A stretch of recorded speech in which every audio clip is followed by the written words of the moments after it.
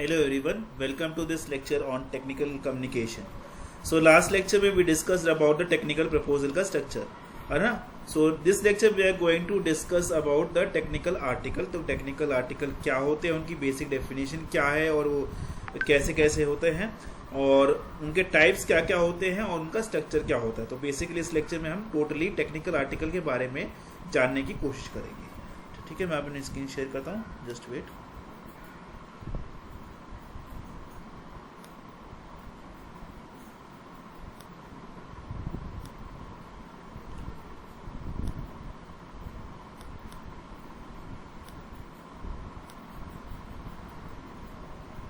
Okay, so let us try to understand what are technical articles first of all. Basically technical articles में हम किसी भी चीज़ को describe करते हैं. ठीक है, डिस्कस, जब हमें किसी भी चीज़ को डिस्क्राइब करना हो, डिस्कस करना हो, एनालाइज करना हो, वो भी एक सिस्टमैटिक वे में.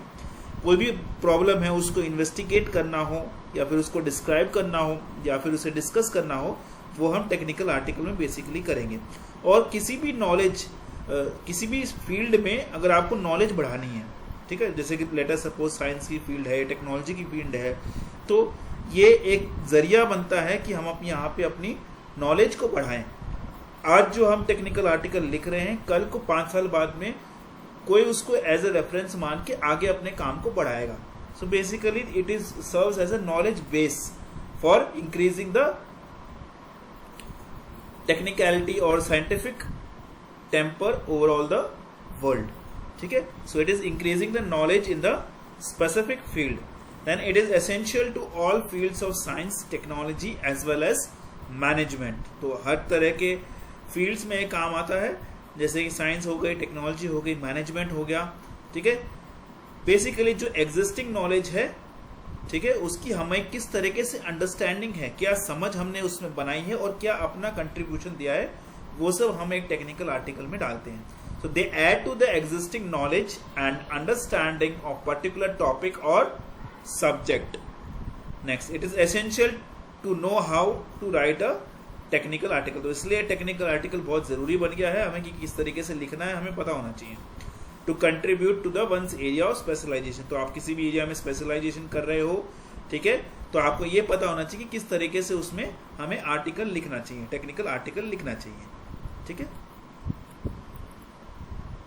देन रिटन कॉम्पोजिशन, अगेन जैसे कि वही सेम डेफिनेशन है कि डिस्क्राइबिंग, एनालाइजिंग, ये सब आपको याद रखना है. Describing, discussing and analysing something in a systematic investigated.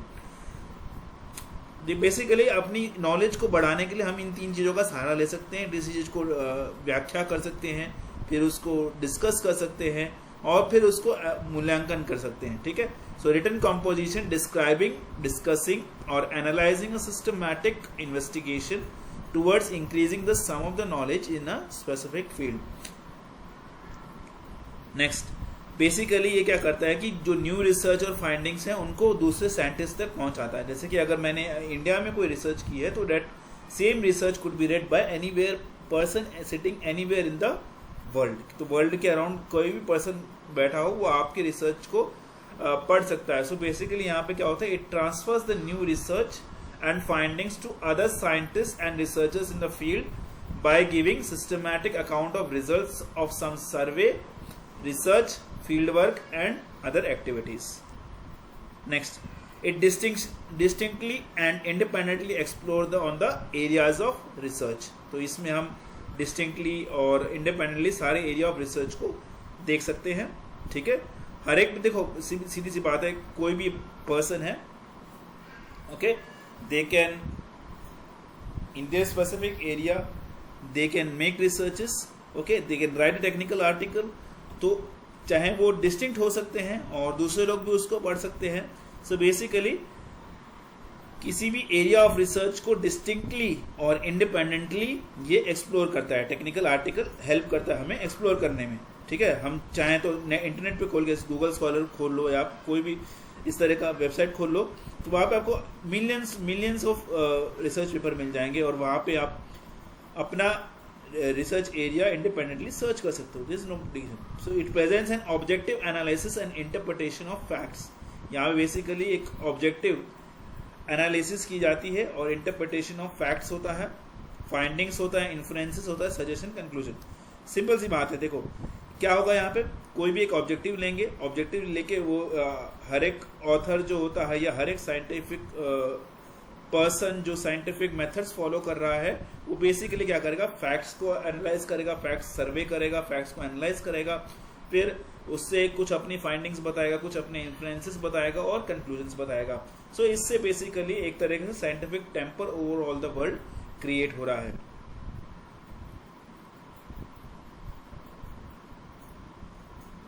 Next, technical article is highly formalised structure. ठीक है, काफी फॉर्मल होता है स्ट्रक्चर में। It involves use of technical vocabulary. ठीक है, शब्दकोश इसमें जो होता है वो मोस्टली टेक्निकल होता है। स्पेशलाइज्ड टर्मिनोलॉजी होती है इसमें। देन ग्राफिक एड्स होते हैं, पर्टिकुलर राइटिंग स्टाइल होता है। ठीक है, moreover while writing a technical article the writing conventions of a particular disciplines are need to be followed. देखो हर एक डिसिप्लिन अपना अपना एक राइटिंग प्रिंसिपल बताता है। यहाँ पे ऑलमोस्ट स्ट्रक्चर सबका सेम सा है, लेकिन फिर भी जैसे अगर आप किसी जर्नल आर्टिकल के लिए बोल रहे हो तो जर्नल आर्टिकल के लिए एक स्पेसिफिकेशन बताया जाएगा कि इस तरीके से इसको लिखना है। ठीक है, so next we are talking about what are the various types of technical articles. So types of technical articles usually होता है, एक होता है जर्नल आर्टिकल, दूसरा होता है कॉन्फ्रेंस पेपर्स, तीसरा होता है मेरा रिव्यू एंड रिसर्च आर्टिकल्स। आइए एक एक करके हम इसको पढ़ते हैं। सबसे पहला होता है जर्नल आर्टिकल। तो जर्नल आर्टिकल में बेसिकली हम लोग communication of technical information in a structured form में प्रेजेंट करते हैं। ठीक है, तो हर एक जो जर्नल होता है वो अपना अपना एक पर्टिकुलर फॉर्मेट दिखाता है कि आपको ये फ़ॉन्ट साइज रखना है, टाइटल इतना बड़ा होना चाहिए, मार्जिन्स इतनी होनी चाहिए, ये सब जो जर्नल्स हैं वो स्पेसिफाई करते हैं। तो ठीक है, तो पर्टिकुलर जर्नल जो होगा वो स्पेसिफाई करेगा। So communication of technical information in a structured form as per the established pattern of articles acceptable for the publication in a particular journal. Okay, most journals follow a style guide that the technical writer has to use to structure the article. ठीक है, then वो क्या क्या include कर सकता है कि किस तरीके से, जैसे कि मैंने आपको कहा था फॉन्ट साइज वगैरह, ऑर्गेनाइजेशन कैसे होगा, रेफरेंस कैसे डालनी है, सिंबल्स कैसे यूज करने हैं, शॉर्ट फॉर्म्स हैं उनको कैसे यूज करना है, उन सारी गाइडलाइंस को वो एक पेपर में, एक टेम्पलेट के रूप में, वर्ड फाइल में या लेटेक्स फाइल में आपको देते हैं और आपको उसके हिसाब से करना होगा। ठीक है, then conference article basically is a text of the paper the author has presented in a seminar, conference और वर्कशॉप। देखो कॉन्फ्रेंस से नाम से ही पता चल रहा है, इसमें क्या होता है कि अलग अलग फील्ड के लोग आके अपने आइडियाज को यहाँ पे डिस्कस करते हैं एक थ्रू अ कॉन्फ्रेंस, और जो कॉन्फ्रेंस वहाँ पे वो लोग प्रेजेंट करते हैं उसी को एक पेपर में जब लिखते हैं तो वो कॉन्फ्रेंस आर्टिकल बन जाता है। तो a text of paper that the author has presented in a seminar, conference और workshop is called conference article. ठीक है, conference it is written in the form of technical presentation, it follows the pattern which has been presented before the audience. जो audience को आपने present किया है उस तरह का पैटर्न उसमें फॉलो होता है। It may be publish in the proceedings of the conference in which it has been presented. ठीक है, तो जो भी कॉन्फ्रेंस होगा, जो भी कॉन्फ्रेंस का नाम होगा उसकी प्रोसीडिंग्स में वो जो आपका कॉन्फ्रेंस का जो आर्टिकल है that will be published. The academic value of the conference paper is usually less than that of a journal article. तो कॉन्फ्रेंस पेपर का जो एकेडमिक वैल्यू है यूजुअली जर्नल आर्टिकल से थोड़ा कम होता है। रिव्यू एंड रिसर्च आर्टिकल में देखो सिंपल सी बात है, रिव्यू आर्टिकल ऐसा होगा इसमें आप क्या करोगे, जो प्रीवियस रिसर्च पेपर्स है, मतलब आप सोच रहे हो कि ऑब्जेक्टिव, आपने कोई एक ऑब्जेक्टिव ले लिया, कोई एक स्टेटमेंट ले लिया and you have want to check its validity, तो उसके लिए क्या करोगे आप, प्रीवियस उस एरिया में प्रीवियस रिसर्च वर्क क्या हुए हैं, उस काम, उस ऑब्जेक्टिव में से रिलेटेड क्या क्या काम हो चुके हैं और उसमें क्या गैप्स हैं, दैट अगर आप फाइंड आउट करोगे, आप यहाँ पे कम से कम 100-150 पेपर का रेफरेंस आपको देना पड़ता है, तो वो जो आर्टिकल होगा वो रिव्यू आर्टिकल होगा। और अगर कुछ अपना काम खुद का करते हो तो वो रिसर्च आर्टिकल में आएगा। ठीक है, मतलब ब्रॉड में यही है। A research article is an evaluation analysis of the published work on a particular topic. The main purpose of the review article is to evaluate the published work in order to determine its academic value and research potential. Already जो published work है उसको evaluate किया जाता है review article में। While reviewing a particular piece of published research work, the review writer may also comment on the necessity for future research in the concerned area and purpose certain direction। तो basically यहाँ पे हमको सिर्फ evaluate नहीं करना है, अगर future में हमको लग रहा है कि इसमें और रिसर्च हो सकती है तो वो आपको यहाँ पे क्लियरली बताना है, ठीक है ना। तो while reviewing a particular piece of published work, the reviewer writer may also comment on the necessity for future research in the concerned area and purpose certain directions. A research article on the other hand is based on the original research carried out by the author. जैसा कि मैंने कहा था कि original research पे base करेगा आपका जो है research article. It may be the outcome of particular research project, कोई भी जो रिसर्च प्रोजेक्ट है उसका आउटकम भी बोल सकते हो आप, और result of small case study कह सकते हो। The main purpose of review article is to evaluate, ये तो ऑलरेडी हो चुका है, ठीक है। जो रिसर्च होती है वो या तो लेबोरेटरी फील्ड में हो सकती है, ठीक है, it might be theory based भी हो सकती है, एक्शन रिसर्च पे बेस्ड भी हो सकती है, ठीक है।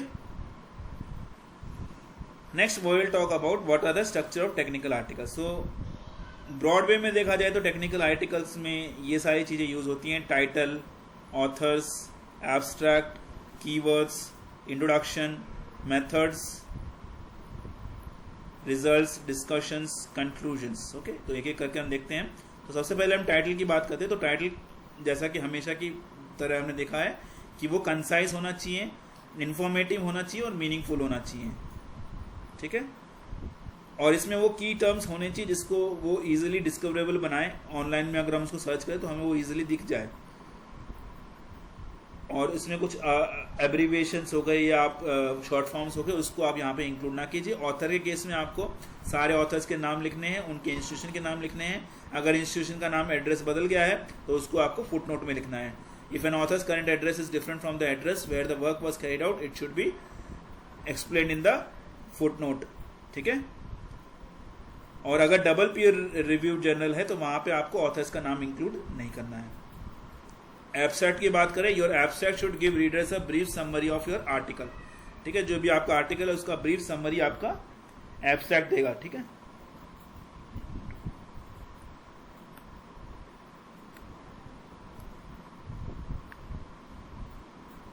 Alright, next, it should be concisely describe. तो बेसिकली क्या क्या आपने काम किया है उसको कंसाइसली आपको शॉर्ट फॉर्म में एब्स्ट्रैक्ट में डिस्क्राइब होगा। इसमें आप कंक्लूजन और रिजल्ट्स को भी इंक्लूड कर सकते हो।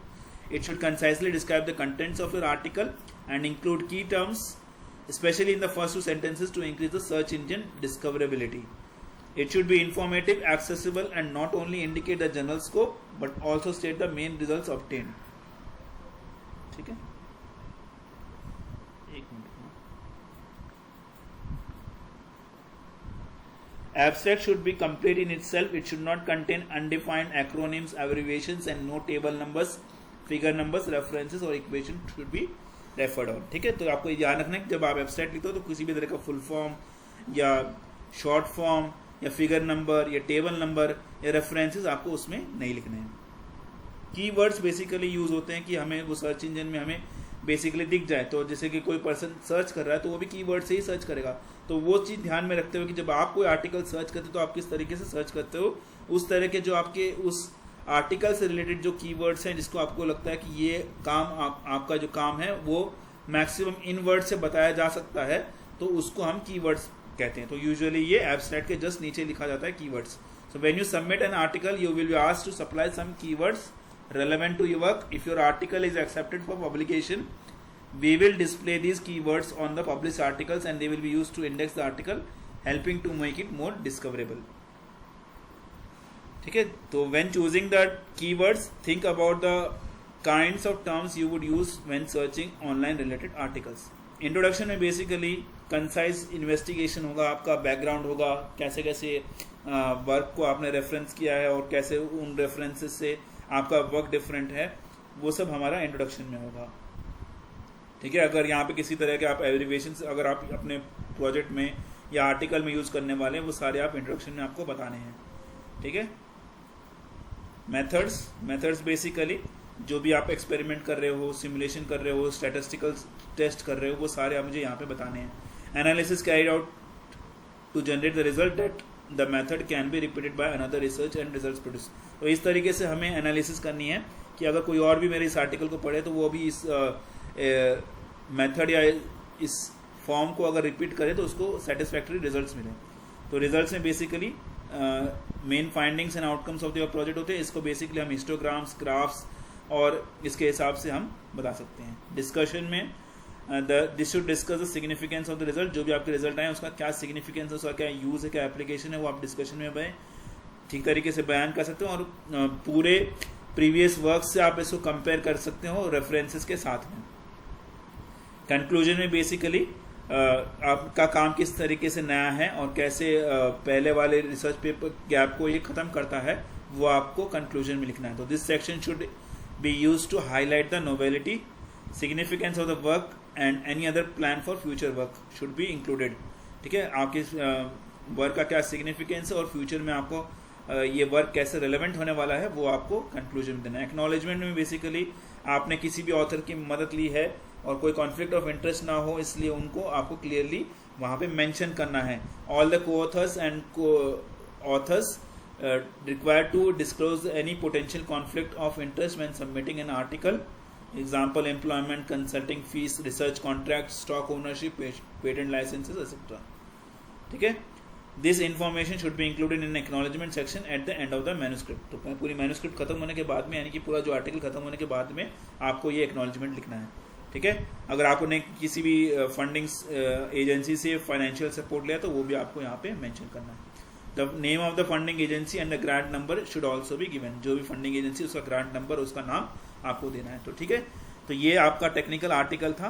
तो इस क्लास के लिए इतना ही। Thank you very much.